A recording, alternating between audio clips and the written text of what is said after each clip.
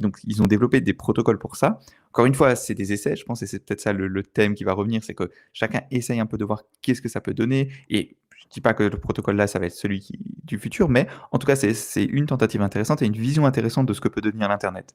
Où tu as ils appellent ça, je crois, NL Web, Natural Language Web, où tu as vraiment des interfaces entre les sites où tu peux aller sur où en gros les sites sont sont des agents, quoi. Et donc tu vas sur le site de Uber Eats, c'est un agent, le site de XY, c'est un agent. Et encore une fois, c'est hypothétique. Est-ce que ça peut marcher? Est-ce qu'il y a un modèle, c'est aussi ça la question, c'est est-ce qu'il y a un modèle économique? Parce qu'aujourd'hui, les sites, ils se rémunèrent comment? Ils se rémunèrent par la pub.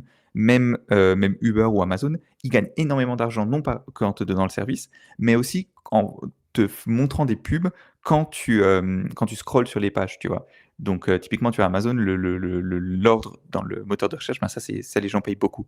Et donc la question, c'est est-ce que Amazon, il serait content que tu utilises ton agent pour aller faire des courses sur Amazon plutôt que toi directement sur la page? C'est pas super clair. Mais en tout cas, c'est le genre de choses qui pourrait être possible Ouais. avec ce contexte-là.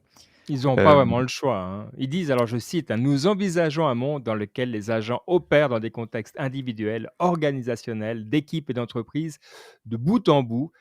Cette vision émergente de l'internet est un web agentique ouvert», voilà, bref, où des intelligences artificielles prennent des décisions, ça c'est intéressant, et exécutent des tâches pour, les organisateurs ou des organisations, pour des utilisateurs ou des organisations.